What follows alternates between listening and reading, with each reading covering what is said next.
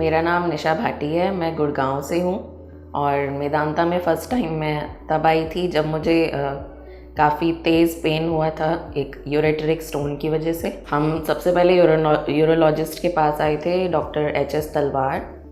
उन्होंने कोलैबोरेट किया gynae team के साथ। मार्च में फिर डिसाइड हुआ कि स्टोन अभी रिमूव नहीं कर सकते, तो वो DJ स्टेंट उन्होंने प्लेस किया तब तक जब तक कि मेरी डिलीवरी नहीं हो जाती। उसके बाद फिर हमने फॉलोअप यहीं किया गायनी के साथ। मेरी गायनोकोलॉजिस्ट थी डॉक्टर नेहा गुप्ता और अल्ट्रासाउंड्स के लिए डॉक्टर गीतांजलि बहल। हर अल्ट्रासाउंड में वो काफ़ी अच्छे तरीके से एक एक चीज़ प्रॉपर बताती थी। हस्बैंड को भी साथ में बुलाती थी अल्ट्रासाउंड के टाइम पे। तो बच्चे से रिलेटेड भी उन्होंने काफ़ी चीज़ें, कुछ कॉम्प्लिकेशंस थी जो उन्होंने अल्ट्रासाउंड के दौरान हमें बताई, जैसे बेबी के हार्ट में छोटा सा छेद की पॉसिबिलिटी, या उसको 2 लूप्स ऑफ कॉर्ड थे अराउंड नेक। तो वो सारी चीज़ें हमें बिफोर डिलीवरी पता थी कि क्या क्या इश्यूज़ हैं।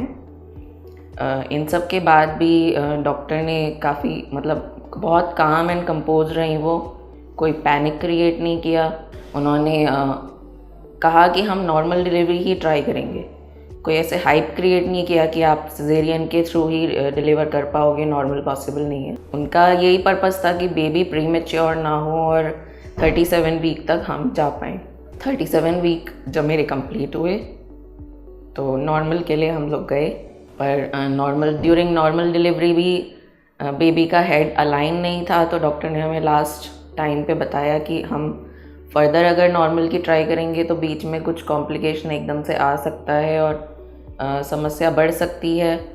तो विद आवर कंसेंट उन्होंने फिर सिजेरियन के थ्रू 17 को अप्रैल में बेबी गर्ल हुई।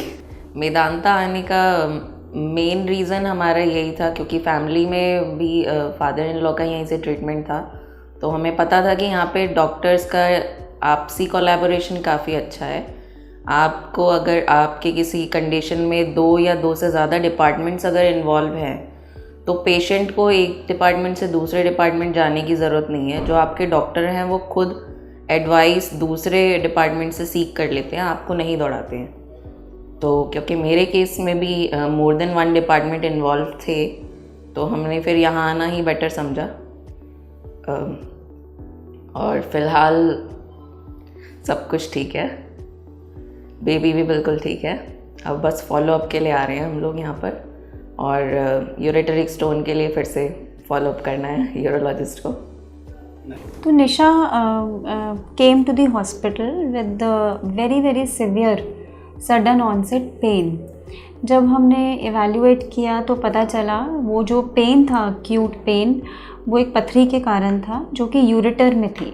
यूरेटर वो नली होती है जो किडनी और यूरिनरी ब्लैडर को कनेक्ट करती है, एंड वहाँ पे there was a stone, a calculus, जो कि उसे सिवियर पेन दे रहा था एंड इनफैक्ट वहाँ पे ऑब्स्ट्रक्शन भी कॉज कर रहा था, जिसके कारण किडनी में बैक प्रेशर चेंजेस भी नज़र आ रहे थे।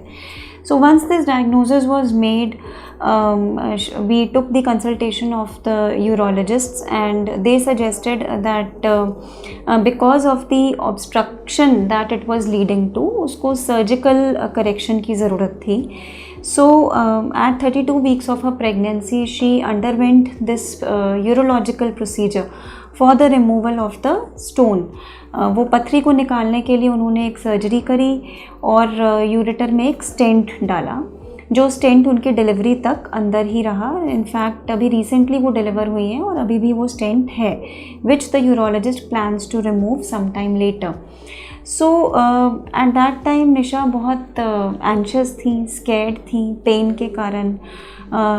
जब भी कोई इन्फेक्शन, कोई सर्जिकल प्रोसीजर हम प्रेगनेंसी में करते हैं, सो उसके साथ एक रिस्क एसोसिएटेड होता है of infection, fever end of pre term labour. Time से पहले पेन्स शुरू होने का रिस्क इन सब सिचुएशंस में हमेशा होता है।